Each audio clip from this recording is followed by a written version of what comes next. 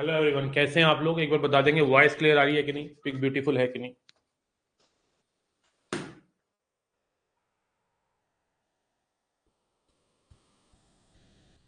Voice clear है कि नहीं, जल्दी से बता देंगे। कर्तव्य सिंह, हाउ आर यू बच्चे? How is everything going on? All clear? तो टेंजेंट नॉर्मल क्लियर था आप लोगों को? तो आज एओडी का हमारा सेकंड पार्ट है। एओडी की क्लास तो थर्ड है, लेकिन उसके अंदर जो सेकंड टॉपिक है जिसको बोलते हैं रेट ऑफ चेंज, ये थोड़ा ज्यादा इंपॉर्टेंट है टेंजेंट नॉर्मल से। टेंजेंट नॉर्मल अगर हिस्ट्री को उठाएं तो टेंजेंट नॉर्मल से क्वेश्चन कम आए हैं, रेट ऑफ चेंज फिर भी थोड़े ठीक आए हैं ये, लेकिन उससे इजी है ना। जो सबसे ज्यादा क्वेश्चन पाए गए हैं एओडी के अंदर वो है increasing, decreasing and maxima minima. उनसे तो क्वेश्चन आना ही है, कोई रोक नहीं सकता है, कोई नहीं रोक सकता, मतलब मैक्सिमम टाइम आता ही है। और जो कम क्वेश्चन आए हैं वो टेंजेंट नॉर्मल से थे, लेकिन मैं पहले ही करवा देता हूं उसको। और उसके बाद रेट ऑफ चेंज का क्वेश्चन आता है। देखो मैं आपको बता देता हूं, इस टॉपिक में एक्चुअल में रेट ऑफ चेंज में ज्यादा कुछ है नहीं, बहुत ही बेसिक है, लेकिन क्वेश्चन मैंने इसमें बहुत सारे डाल रखे हैं अपने असाइनमेंट में। और मैं आपको जब इंक्रीजिंग डिक्रीजिंग करवाऊंगा उसके बाद मैं आपको पेपर खोल के दिखाऊंगा एओडी के, कि एओडी के लिए पीवाईक्यूज की कितने इजी इजी क्वेश्चन पूछता है। तो आइए जरा पहले तो हम रेट ऑफ चेंज को समझ लेते हैं। पूरा ध्यान से कंसंट्रेशन के साथ पढ़िए, नोट्स बनाइए, बेहतरीन कॉपी पेन लेके बैठा करो, ठीक है? कई बच्चे ऐसे ही लीड लगा लेते हैं बस कान में और स्टार्ट हो जाते हैं मैथ्स पढ़ना। मान लेते हैं एक सर्कल है जिसका रेडियस r है और एरिया a है। अब मैं इसको हीट करूं, बलून है, मान लो बलून है, बलून है ठीक है, बलून। इसको मैं हीट करता हूं, ये एक्सपेंड होगा। जब ये एक्सपेंड होगा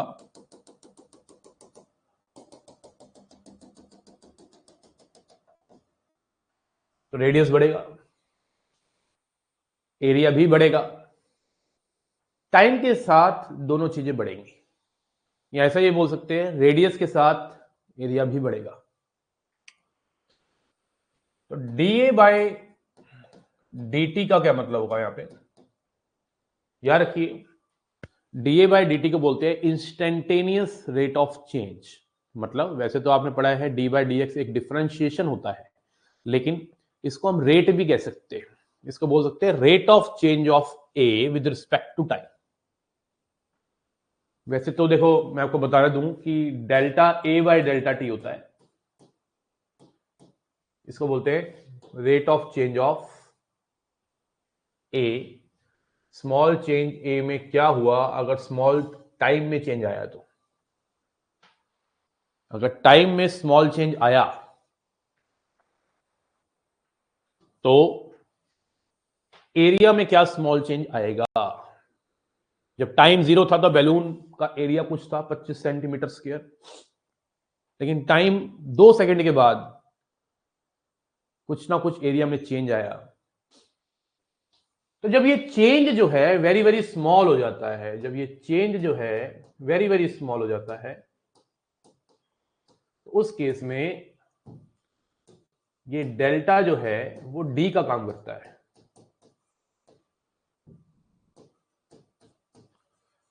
तो ये D A by D T will be same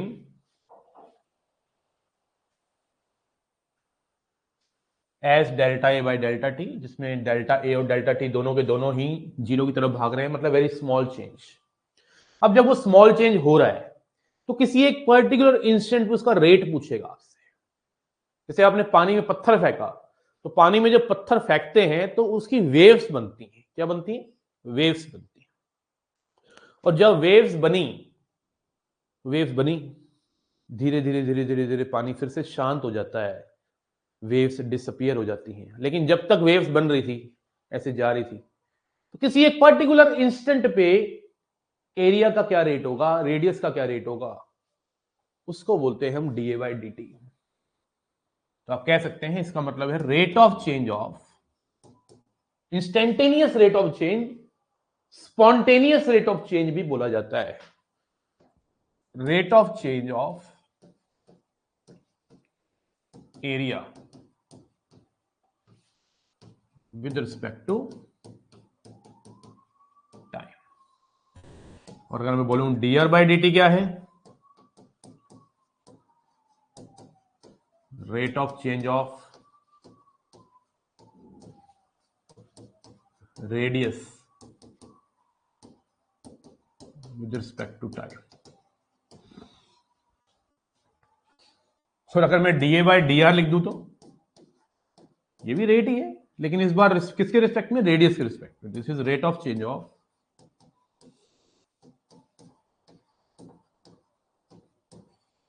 area with respect to radius. तो पहले तो आपको ये बात पता हो कि जब भी आपको क्वेश्चन में रेट पूछा जाए तो टाइम के रिस्पेक्ट में डिफरेंशिएट करना है, आर के रिस्पेक्ट में नहीं करना है. आर या किसी और डायमेंशन के रिस्पेक्ट में तब डिफरेंशिएट करते हैं जब लिखा हो विद रिस्पेक्ट टू रेडियस ही रेट निकालो. लेकिन अगर उसने पूछा है सिर्फ रेट निकालो, वॉल्यूम का, एरिया का, सरफेस एरिया का, फिलाना का, डिमकाना का, सिर्फ रेट पूछा हो तो बाय डिफॉल्ट मेरे दोस्त तो टाइम के रिस्पेक्ट में डिफरेंशिएट करेगा. किसके रिस्पेक्ट में? टाइम के रिस्पेक्ट में. अभी मैं बहुत सारे क्वेश्चंस आपको कराने वाला हूं, आप देखिएगा कितना इजी क्वेश्चन आता है एनडीए के पेपर में. वेरी वेरी सिंपल क्वेश्चन आते हैं कई बार. जैसे मैं आपको एक पेपर से रूबरू कराता हूं पहले. चलो पेपर से रूबरू अभी रहने देते हैं, पहले हम अपने क्वेश्चन में आपको क्रिएट करता हूं आपके लिए 2-3, उसके बाद हम आते हैं. जैसे पहला क्वेश्चन लेते हैं. If rate of change of volume of sphere is 400 pi centimeter cube per second. Find the rate of change of its radius when radius is 3 centimetre. एक स्फीयर है, उसको पंप कर रहे हैं तो उसका वॉल्यूम बढ़ेगा. जब वॉल्यूम बढ़ेगा तो मतलब उसका रेट दे रखा है कि 1 सेकंड में 400 पाई सेंटीमीटर क्यूब बढ़ जाता है. इतनी तेजी से देख रहे हो, ये वॉल्यूम कितना जबरदस्त दिया है यार इसने, काफी बड़ा नंबर है ये. 1 सेकंड में 400 सेंटीमीटर क्यूब वॉल्यूम में वृद्धि हो रही है. इंक्रीमेंट हो रहा है या डिक्रीमेंट हो रहा है? इंक्रीजिंग लिखा है क्या? रेट लिखा है. अब वो बढ़ भी सकता है, घट भी सकता है, ऐसा कुछ नहीं लिखा हुआ.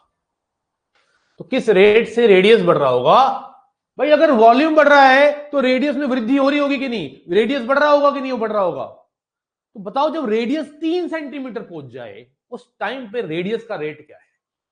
अब तुम्हें ना बेसिक सारे के सारे फॉर्मूले आने चाहिए. तुझे वॉल्यूम पता होना चाहिए स्फीयर का ना, 4/3 पाई आर क्यूब होता है. तुझे ये नहीं पता तो तुझे एक बार देखने हैं सारे के सारे.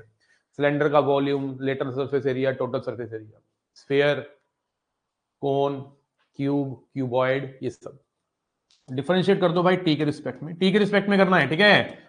रेट की यूनिट देख के पता चल जाएगा कि क्या दे रखा है रेट. सेंटीमीटर क्यूब पर सेंटीमीटर देता तो डीवी बाई डी आर होता. यहां पे सेंटीमीटर क्यूब पर सेकंड दिया है तो डीवी बाई डी टी दिया है. तो डिफरेंशिएट करेंगे तो ध्यान रखना टी के रिस्पेक्ट में डिफरेंशिएट हो रहा है.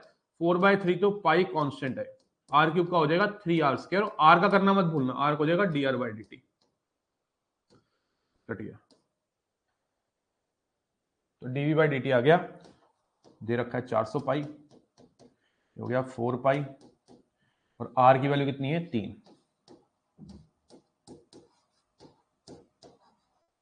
ये पाई से पाई निपट गया, 4 से ही चला गया तो 100/9 रह गया.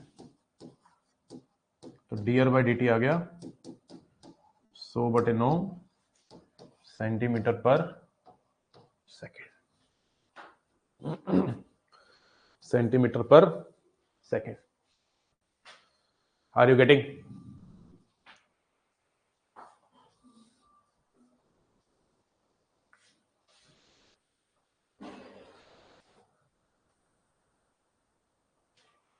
बोलिए.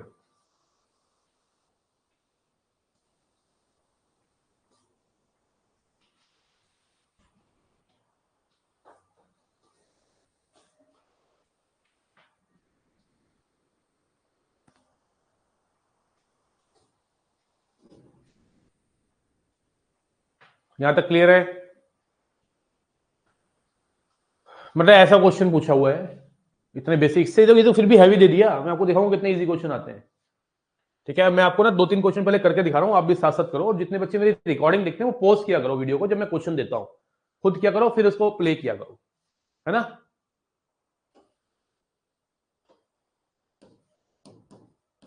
If rate of change of volume of cube is 12 centimeter cube per second, find the rate of change of its surface area.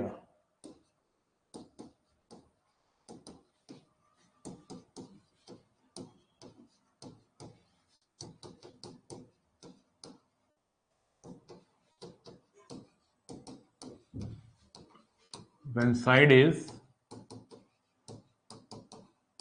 2 centimeter, when side is 2 centimeter, कह रहा है एक क्यूब है,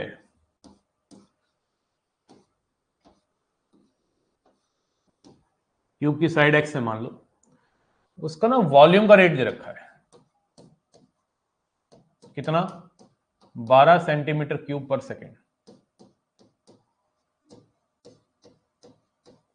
और आपको सरफेस एरिया का रेट निकालना है। कब? जब साइड हो 2 सेंटीमीटर। चलो देखते हैं, दिमाग लगाते हैं, दिमाग लगाएंगे, कोशिश करेंगे तो पक्का हमें सफलता मिलेगी। तो सबसे पहले तो गिवन है, हमें यह पता होना चाहिए कि क्यूब का वॉल्यूम क्या होता है। जिसको ये नहीं पता उसके लिए क्वेश्चन व्यर्थ है, कोई मीनिंग नहीं है इस क्वेश्चन का अगर तुम्हें क्यूब का वॉल्यूम नहीं आता। तो वॉल्यूम होता है क्यूब का साइड का क्यूब, इसको डिफरेंशिएट कर दे, DV by dt, 3x² dx by dt। DV by dt तुझे पता है 12 है, 12 equal to 3x² dx by dt। यहां से dx बाय dt आ गया 4/x²। dx बाय dt निकालना तो नहीं है हमें, देखो हमें तो सरफेस एरिया का रेट निकालना है, लेकिन ये dx by dt surface area के रेट निकालते वक्त हमारे काम आएगा। कैसे काम आएगा, लेट्स सी। सरफेस एरिया का फॉर्मूला निकालते हैं। क्या सरफेस एरिया होता है 6 side square, ds by dt कितना हो जाएगा 12x dx by dt, 12x dx by dt। हाँ साइड क्यूब वही। अब ds बाय dt निकालना है और आपको dx बाय dt दे रखा है 4/x, अभी निकाला ना आपने ऊपर, कितना आ गया 48/x। तो यहां से ds बाय dt की वैल्यू आ गई 48/x, लेकिन वो निकालना कहां पे है, जब x क्या हो 2 सेंटीमीटर। तो 2 डाल दे तो आ गया 24 सेंटीमीटर स्क्वायर पर सेकेंड, 24 सेंटीमीटर स्क्वायर पर सेकेंड। अगर मेरी कॉपी के भी आप 5-7 क्वेश्चन जो मैं करा रहा हूं कर लोगे ना, तो तुम वहां पे आने वाले क्वेश्चन से डील कर लोगे। कॉपी के भी कर लिए तो एओडी इतना सिंपल आता है। बस एओडी के अंदर एक चैप्टर है मैक्सिमम मिनिमा, जो थोड़ा टाइम टेकिंग है, जिसमें बच्चों को एफर्ट थोड़े ज्यादा मारने पड़ते हैं। Actually rate of change increasing decreasing में काफी कुछ डाटा है अच्छा, लेकिन वो भी हल्के लेवल पे आता है। मैक्सिमम मिनिमा क्वेश्चन जो होता है वो थोड़ा इंटरेस्टिंग होता है, वो थोड़ा घुमावदार भी हो सकता है। इनमें क्या ही घुमाएगा, क्या ही है उसके पास घुमाने के लिए, सिलेंडर, कोन, क्यूब, क्यूबॉइड, बस स्फीयर। क्या करेगा, एक का रेट दे देगा, दूसरे का रेट पूछ लेता है ना। बहुत ही फर्जी क्वेश्चन आते हैं बेटा एओडी के ना, बहुत ही बेसिक क्वेश्चन आते हैं। इस बात का मतलब ये है, अरे खोल के पिला देंगे भाई, हाँ खोल के, एकदम खोल के पिलाएंगे बेटा, ठीक है। हाँ खोल के नहीं बेटा, घोल के होता है, खोल के थोड़ी ना होता है, समझ रहे हो बात को। खोल के, हाँ अच्छा तुम तो गोले लिखा है। आइए जरा आपको ले चले, आप थोड़ा सा मैं आपको एक दिखाना चाहता हूँ, एक आधा क्वेश्चन अगर मुझे याद आ रहा है कि 2020 का ही शायद वो क्वेश्चन था, कि जिसको देख के मुझे बहुत ही अच्छा फील नहीं हुआ था, मुझे बुरा लगा, ठीक है ना, कि भाई ऐसा क्यों करती है हमारे साथ यूपीएससी, काफी बुरा लगा था। ये क्वेश्चन शायद 2020 की ही बात है अगर मैं गलत नहीं हूं तो। एक क्वेश्चन आया था जिसको देख के मुझे थोड़ा सा बुरा लगा था। अब बुरा क्यों लगा था ये भी तुम्हारा पूछने का हक बनता है, क्योंकि इतना अच्छे अच्छे क्वेश्चन कराने के बाद अगर यूपीएससी इतने फुद्दू क्वेश्चन देगी तो भाई अच्छा तो नहीं लगेगा ना। देखो क्या कह रहा है, radius of a circle is increasing at the rate of 0.7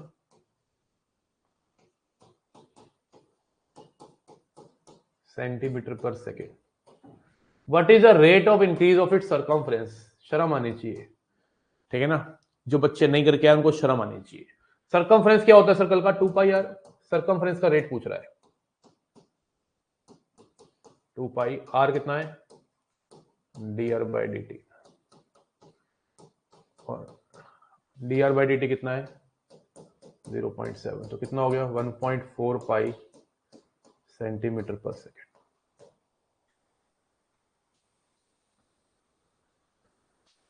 अब इसने बस एक ही अच्छी बात करी थी कि आंसर को पाई में नहीं दिया था। ये था एक बहुत जबरदस्त लेवल का क्वेश्चन जिसमें पाई डालना था। 1.4 पाई, पाई कितना होता है 22/7, ये हो गया 0.2, तो 0.44, 0.44 के 4.4, 4.4 होगा ना ये ऑप्शन। मतलब मैं क्या बोलूं मैं अब, क्या बोले बंदा।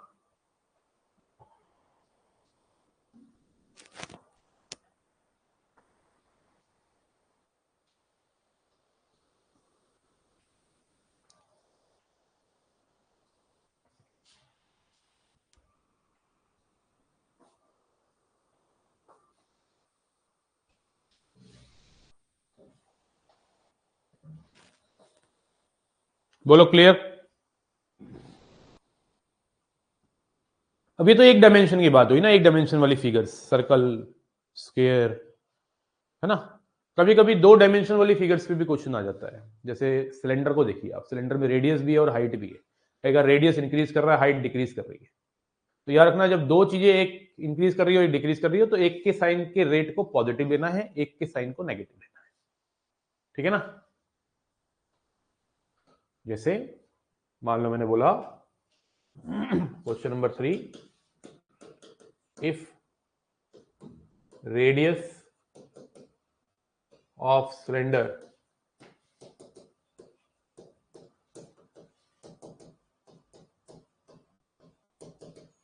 is increasing at the rate of 4 centimeter per minute and height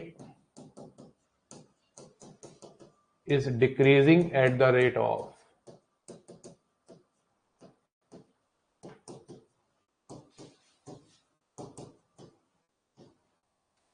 3 centimeter per minute,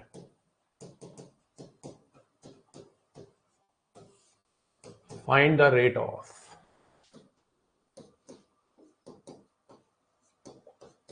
change of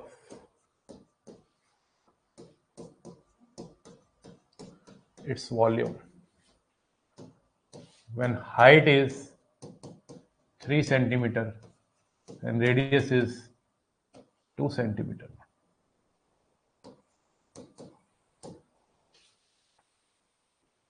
कोई कुछ नहीं होता है विलियम, कोई कंफ्यूजन नहीं होती। हम बैठे किस लिए यहाँ पे, कंफ्यूजन को दूर करने के लिए बैठे हैं बेटा यहाँ पे। क्वेश्चन कहता है कि एक सिलेंडर है, उसका जो रेडियस है वो इंक्रीज कर रहा है, तो इंक्रीज को आप बाय डिफॉल्ट पॉजिटिव साइन का यूज करिए, और जो हाइट है वो डिक्रीज कर रही है, किस रेट से, 3 से।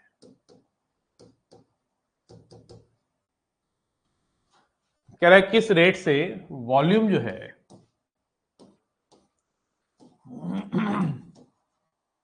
इंक्रीज या डिक्रीज वो तो निकालने के बाद पता चलेगा। जब हाइट जो हो 3 हो और रेडियस 2 हो, तो वॉल्यूम का फॉर्मूला है पाई आर स्क्वायर एच।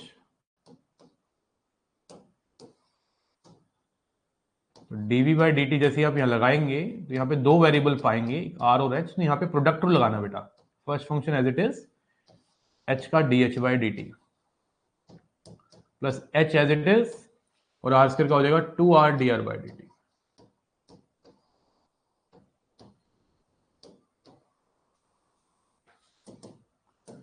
अब वैल्यूज डाल दीजिए,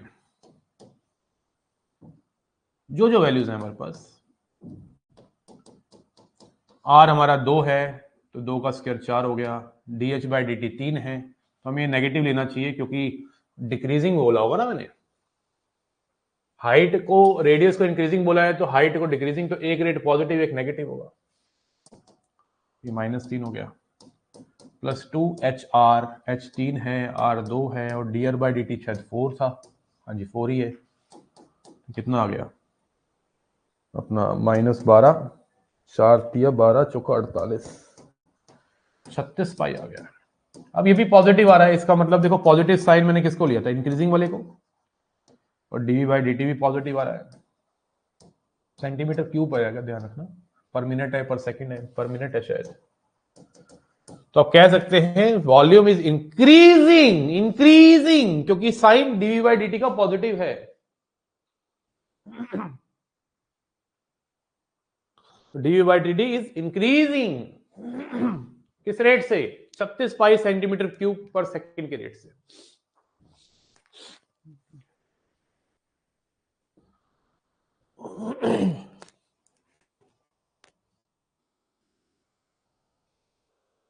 समझ पा रहे हैं बात तो कि नहीं? ये एक ऐसे क्वेश्चन है जिसमें एक डायमेंशन का रेट बढ़ रहा है, दूसरी डायमेंशन का रेट घट रहा है, तो उस टाइप के क्वेश्चंस को आप एक रेट को प्लस लेंगे, एक रेट को माइनस लेंगे। मैं सजेशन दूंगा कि बढ़ते हुए रेट को ही पॉजिटिव लीजिए, घटते हुए को नेगेटिव लेंगे। आप घटते हुए को भी पॉजिटिव ले सकते हो, बढ़ते हुए को भी पॉजिटिव नेगेटिव ले सकते हो। उस केस में फिर D V by D T negative आ जाता है, ठीक है ना। लेकिन जनरली बढ़ते हुए को ही हम पॉजिटिव रेट लेते हैं, तो समझने में और समझाने में ईजी रहता है। नहीं, बात समझ गए? बोलो ना, बोलिए ना प्लीज जल्दी।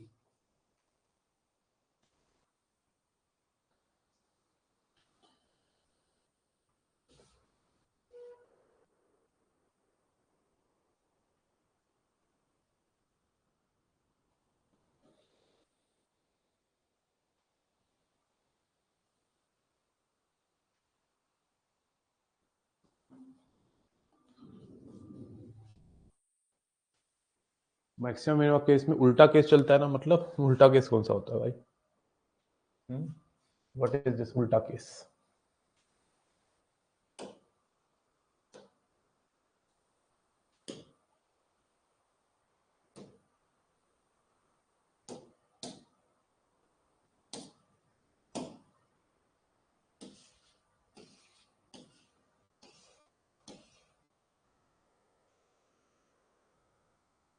क्वेश्चन नंबर 2506, ये असाइनमेंट अभी मिल जाएगा आपको थोड़ी देर में।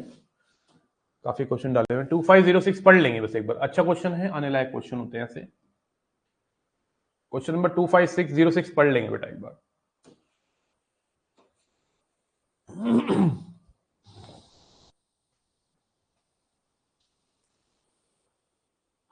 हेलो, हाँ नमस्ते, ऑफिस पहुंचिए? कोई बात नहीं, वो नंबरिंग स्टार्ट कर देना, वो मीन वैल्यू थ्योरम फिर रेट ऑफ चेंज वाला ना।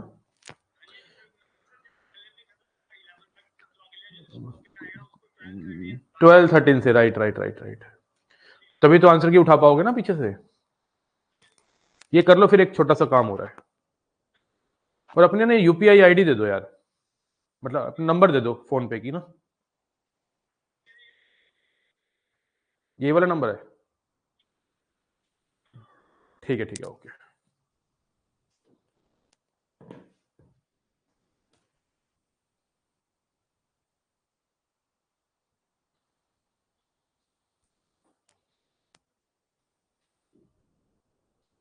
एक पॉइंट है कर्व के ऊपर, कभी कभी ऐसे भी बोलता है helicopter is moving on the curve, Apache helicopter, you must have seen this question in NCERT example, Apache helicopter वाला, कि एक अपाचे हेलीकॉप्टर मूव कर रहा है एक कर्व के ऊपर इस तरीके से कि जो उसका वाई कोऑर्डिनेट है वो जिस रेट से चेंज हो रहा है वो 8 गुना है जिस रेट से एक्स कोऑर्डिनेट चेंज हो रहा है, ठीक है ना।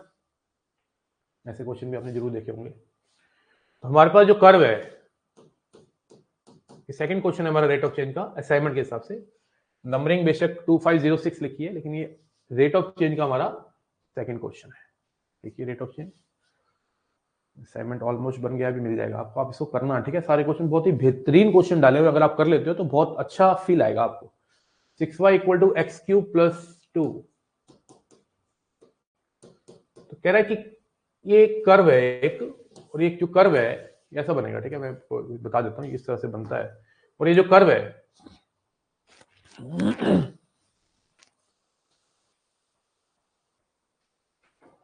इस कर्व के ऊपर पॉइंट क्या होगा, वो पॉइंट जब y का रेट x के रेट से 8 गुना हो रहा होगा। तो लेट कर लेते हैं वो पॉइंट कोई भी एक्स वाई। हमें क्या दे रखा है कि dy बाई डी टी जो है वो 8 टाइम्स है dx by D T, this is given to us ना। और हमें पॉइंट ढूंढना है कर्व के ऊपर जब ऐसा हो रहा हो, तो हम इसको डिफरेंशिएट करते हैं t के रिस्पेक्ट में।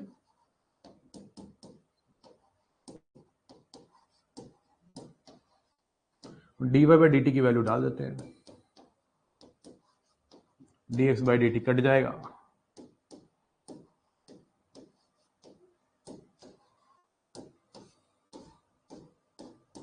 x आ गया प्लस माइनस 4। अगर x अगर 4 आ गया, यही हमारी इक्वेशन है, मेन इक्वेशन ना। x 4 आ गया तो 64 प्लस 2 66, y 11 आ गया। x अगर माइनस 4 आ गया, माइनस 64 माइनस 62 माइनस 31/3, पॉइंट आ गया 4,11, नहीं भी होगा ऐसे, माइनस 4, माइनस 31/3। उम्मीद कर रहा हूं क्लियर है। किस किस को क्लियर है भाई? This is one of the important question, this is one of the important question कि आपको एक कर्व के ऊपर पॉइंट पूछ ले और रेट दे रखा हो कि डीवाई बाई डी टी का रेट 2 गुना या 3 गुना है इसके रेट से, तो आपको सीधा कर्व को डिफरेंशिएट करना है टाइम के रिस्पेक्ट में और ये यूज कर लेना है जो गिवन डाटा है, आपका काम बन जाएगा। क्लियर है मामला? क्लैरिटी आ रही है? फीलिंग आ रही है? चला शाबाश।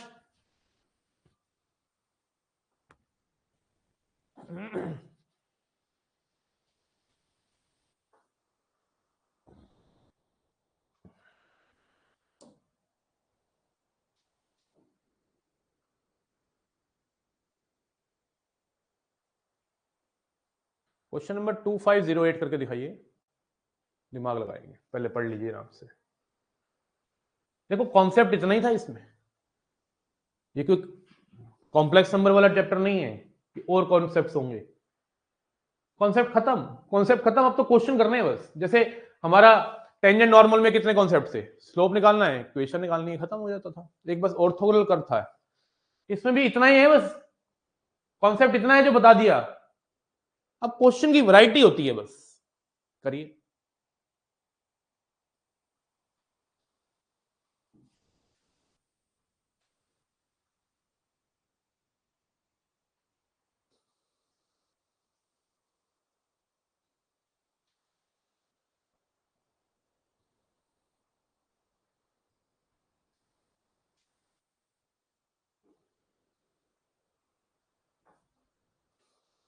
एक कोन है जिसकी स्लैंट हाइट जो है फिक्स है, ये फिक्स है, फिक्स मतलब कांस्टेंट हो गई, एच हो गया, ये आर हो गया, ये एल हो गया, मतलब एल स्क्वायर आपको पता है ना, H square plus R square के इक्वल होता है, ये तो गिवन ही हो गया। और आपको कह रहा है हाइट जो है वो इंक्रीज कर रही है, dh बाई डी टी दे रखा है 0.3 सेंटीमीटर पर second. Rate of increase of its volume, आपको डीवी बाई डी टी निकालना है। जब हाइट क्या हो 4 सेंटीमीटर, तो बस वॉल्यूम होता क्या है 1/3 पाई आर स्क्वायर एच। देखो अगर आप डायरेक्ट डिफरेंशिएट कर दोगे तो प्रोडक्ट रूल में फंस जाओगे और आपके पास D R by D T नहीं है। तो आप पहले क्या करो, इस टोटल इसको एच में कन्वर्ट कर लो ताकि D H by D t का यूज कर पाओ। अब टोटल पहले आप क्या कर लीजिए, इसको एच में कन्वर्ट कर लीजिए और आर स्क्वायर की वैल्यू यहां से निकाल लीजिए L square minus H square.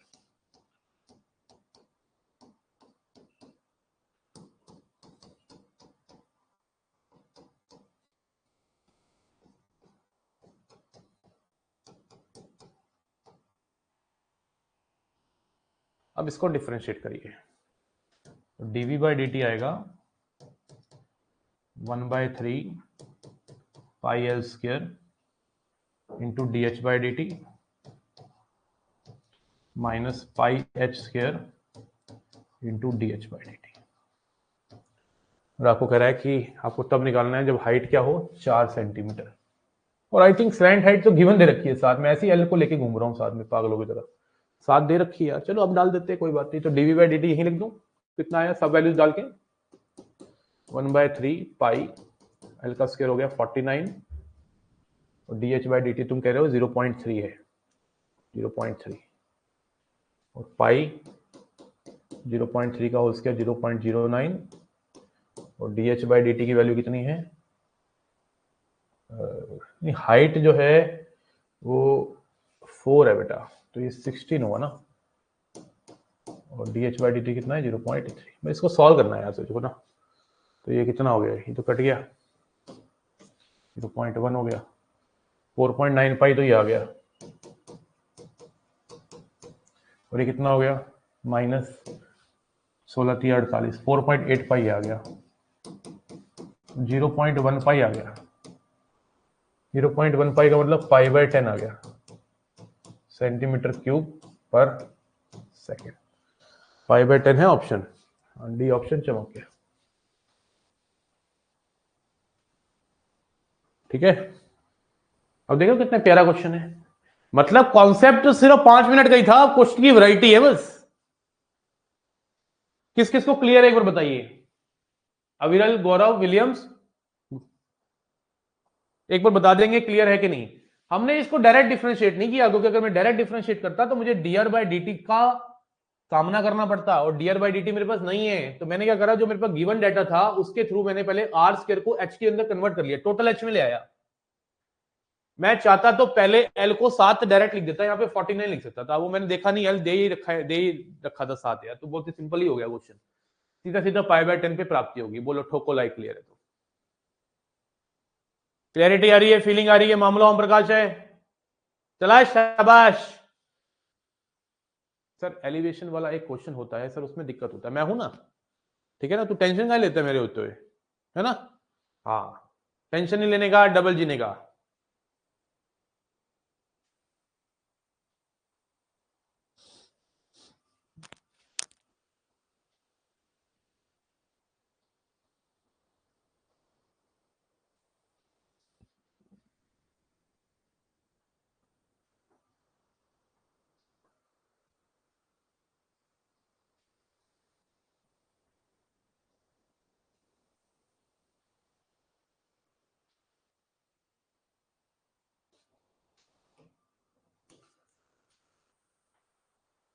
ये सब तो हो जाएंगे यार, इनमें क्या ही रखा है, ये सब तो करा दिया।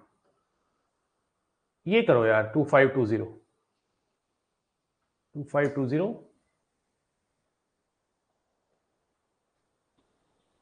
2520 करो। The diagonal of a square is changing, diagonal दे रखा है आपको पता है, स्क्वायर का जो डायगोनल होता है, ये स्क्वायर है, इसकी साइड मान लो ए है, तो डायगोनल की लेंथ क्या होती है √2a। तो एरिया क्या होता है भाई, डायगोनल क्या होता है, डायगोनल की लेंथ क्या होती है √2 इंटू साइड ना, तो एरिया क्या होता है ए स्क्वायर। तो अगर मैं चाहूं तो इस एरिया को डायगोनल की फॉर्म में लिख सकता हूं, d/√2, तो d² बाय 4 होती है। अगर मुझको डी स्क्वायर बाय कितनी हो जाएगी 2। तो याद रखिए कि अगर आप एक स्क्वायर की बात कर रहे हो जिसकी साइड है a और डायगोनल है d, तो एरिया का दो फॉर्मूले हैं। एक साइड की फॉर्म में निकालोगे आंसर आता है इतना, और एरिया को अगर आप लिखना चाहोगे डायगोनल की फॉर्म में तो डी स्क्वायर बाय 2। तो आपको कह रहा है डायगोनल का रेट दे रखा है कितना, D D by D T दे रखा है कितना, 0.5 सेंटीमीटर पर सेकेंड। कह रहा है कि एरिया किस रेट से चेंज होगा, एरिया का रेट निकालना है। तो आपको अब एरिया का मैंने फॉर्मूला लिखवा दिया, डी स्क्वायर बाय 2। तो D A by D T कितना हो जाएगा, 2 आगे कट जाएगा, D D by D into D D by D T. When area is 400 centimetre square, area जब 400 सेंटीमीटर स्क्वायर हो,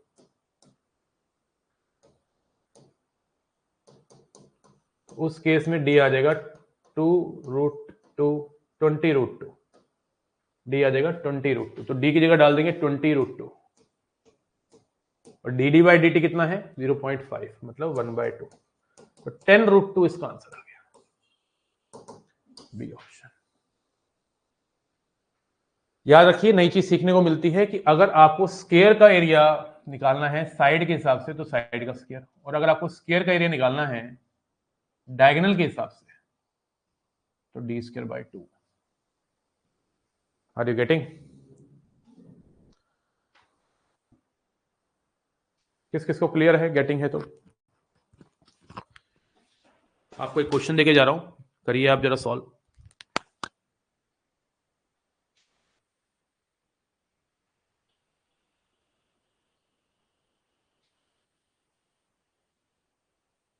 क्वेश्चन नंबर 2523 करिए, मैं आ रहा हूं।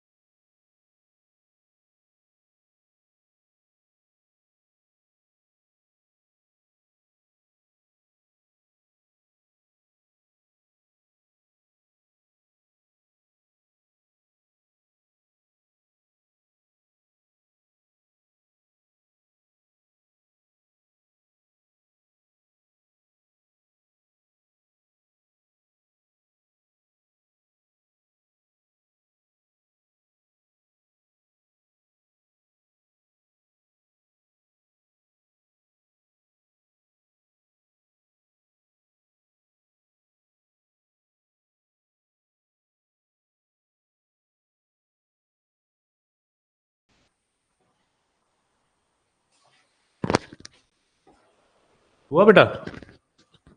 दे आ रहा है क्वेश्चन में क्या ही है, सही भी तो क्वेश्चन है। Is the rate of decrease of is twice the rate of decrease of X. Decrease of this मतलब ये वाई है, ठीक है, इसको वाई मान लो।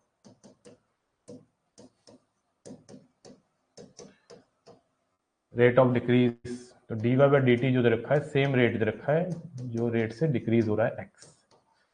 नेगेटिव लेने की जरूरत नहीं है, एक इंक्रीज एक डिक्रीज होता तो मैं अपोजिट साइन लेता। ये भी डिक्रीज और ये भी डिक्रीज, मतलब एक्स के डिक्रीज होने से वाई भी डिक्रीज हो रहा है इसी रेट से। तो D Y by D T कर दो,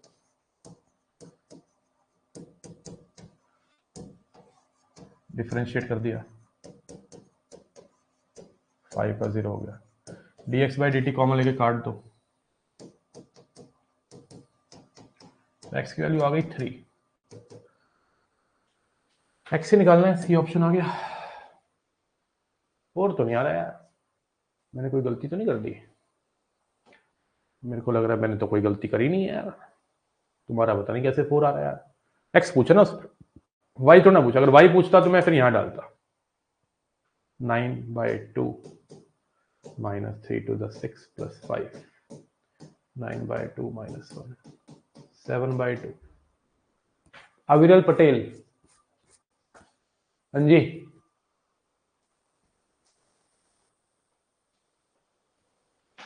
बोलिए।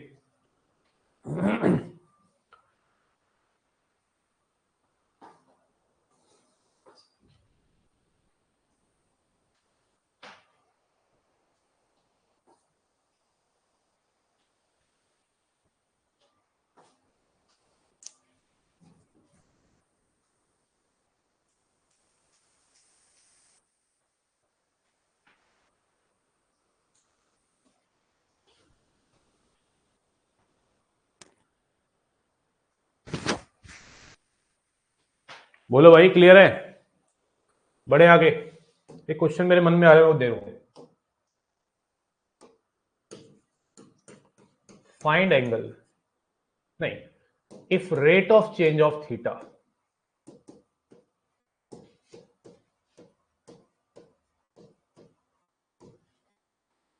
if rate of change of angle is twice the rate of change of its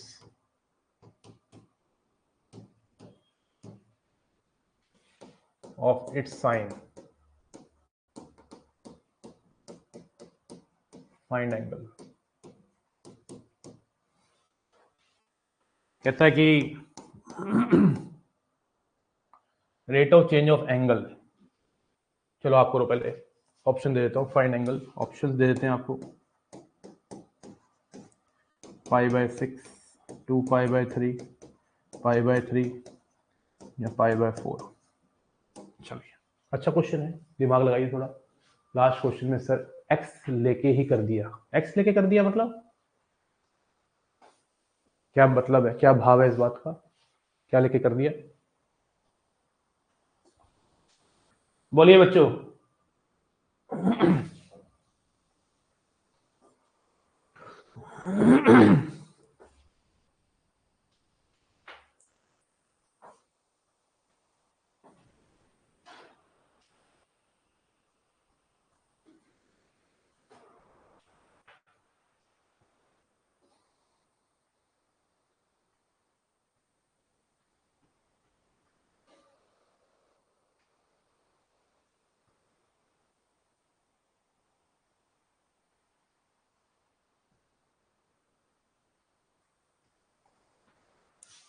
कह रहा है जो थीटा का रेट है, मान लो थीटा ले लेता हूं एंगल को, उस वो रेट ट्वाइस है किसके रेट से? इस थीटा के साइन के रेट से।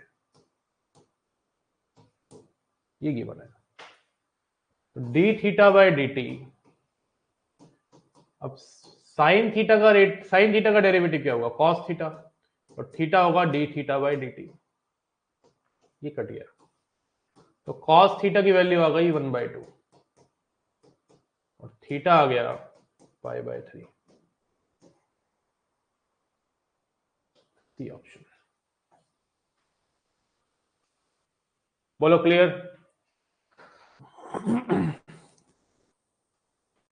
बोलो क्लियर क्या नहीं, जल्दी बताएंगे।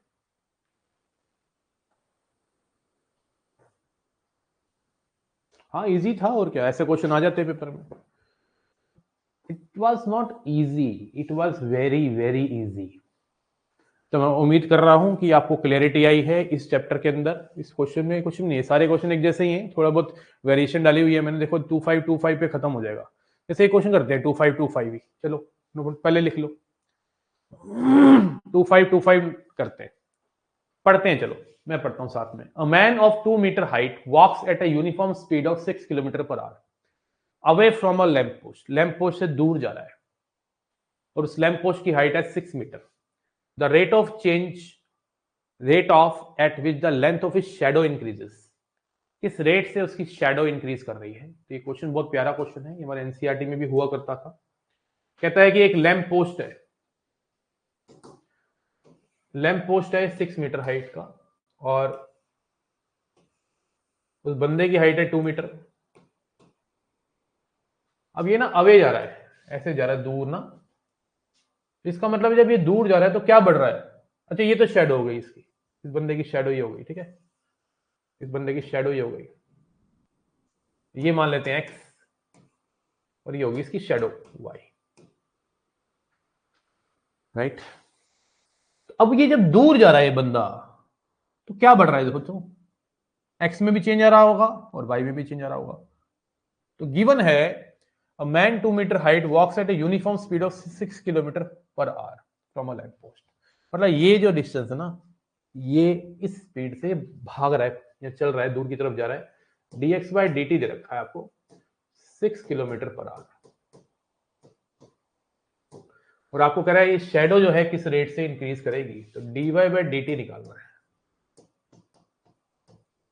अभी तक जितने भी क्वेश्चन आपने करे उसमें या तो वॉल्यूम था या सरफेस एरिया था, सारे फॉर्मूले तुम्हें पता थे। तो कई बार क्या होता है कि हम लोगों को ना फॉर्मूला वेरिएबल जो होता है वो ना ढूंढना पड़ता है, वेरिएबल का कनेक्शन खुद बनाना पड़ता है। अब यहां पे इस ट्रायंगल को देख के क्लियर दिख रहा है कि इसमें दो ट्रायंगल है, एक्चुअली एक नहीं है। एक ये छोटू है और एक ये मोटू है और दोनों के दोनों सिमिलर है। सिमिलर ट्रायंगल के लिए किन्हीं दो एंगल का बराबर हो जाना काफी होता है, इसको बोलते हैं डबल ए सिमिलैरिटी कॉन्सेप्ट। अब इस छोटे ट्रायंगल को देखिए और इस बड़े ट्रायंगल को देखिए, एक एंगल तो दोनों का 90 है और एक एंगल दोनों का बराबर है, सेम ही है। तो जब दो एंगल किसी ट्रायंगल के बराबर हो जाते हैं तो वो सिमिलर ट्रायंगल कहलाते हैं, क्योंकि तीसरा अपने आप ही क्या हो जाएगा, बराबर ही हो जाएगा जब दो ही बराबर हो गए तो। और जब दो ट्रायंगल सिमिलर होते हैं तो उनकी साइड्स का रेशियो प्रोपोर्शनल होता है। तो ये जैसे बड़े वाली साइड की साइड मैंने ले ली 6 और छोटे वाली कितनी होगी 2। बड़ी वाली साइड कितनी हो गई x प्लस वाई और छोटे वाली साइड कितनी हो गई y। 3y equal to X plus Y, X equal to 2y। आ गया रिलेशन एक्स और वाई में। ये तो ढूंढना था ना मुझको भाई, इसी को तो ढूंढना था ना मुझे। दिस वाज इंपॉर्टेंट ना, क्या बोलते हैं। अब डिफरेंशिएट कर दें।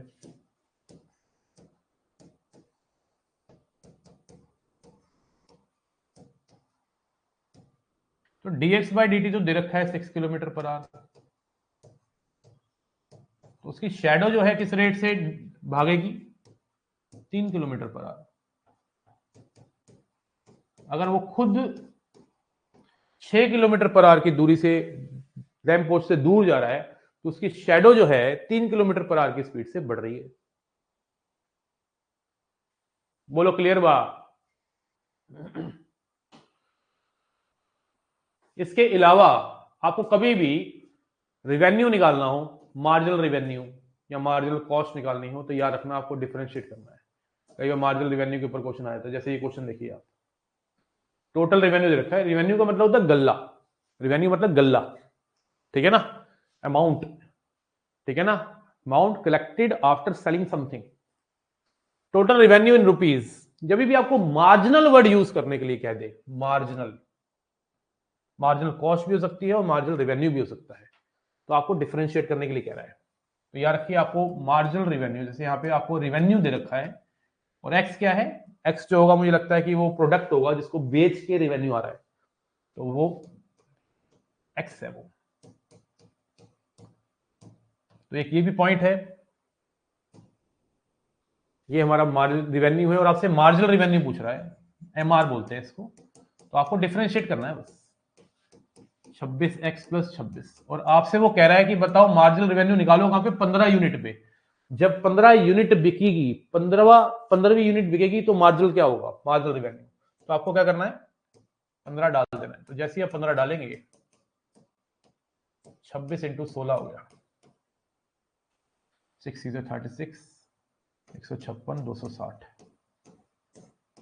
416, डी ऑप्शन आ गया 416। याद रखना, मार्जिनल कॉस्ट और मार्जिनल रेवेन्यू अगर क्वेश्चन आ गया बाई चांस, तो आपको डिफरेंशिएशन करने के लिए कह रहा है और कुछ नहीं कह रहा है। तो मुझे नहीं लगता कि इससे इजी टॉपिक होगा एओडी में जो मैंने अभी करवाया है। टेंजेंट नॉर्मल में फिर भी थोड़ा सा इससे हल्का सा लेवल अप है, लेकिन इसका लेवल में तो सिर्फ 10 मिनट का ही कॉन्सेप्ट था, इसमें क्या ही करवाना, सिर्फ डिफरेंशिएट करके हम काम बना रहे हैं अपना। अच्छा, वेलोसिटी और एक्सेलरेशन के ऊपर भी मैंने क्वेश्चन डाले हुए हैं। अगर आपको एक्सेलरेशन निकालनी है तो डीवी बाई डी करेंगे, वेलोसिटी को डिफरेंशिएट करेंगे। अगर वेलोसिटी निकालनी है, rate of change of displacement होता है, डीएस बाई डी करेंगे। Every type of question I have inserted here, you will do this, okay, you will do this, ठीक है बेटा। मैं उम्मीद कर रहा हूं आपको क्लियर है। तो thank you so much, bye bye, take care, जय हिंद। दोपहर में मिलते हैं 3 बजे, इंक्रीजिंग डिक्रीजिंग पे धावा बोलेंगे। बाय बाय, टेक केयर, जय हिंद, जय भारत।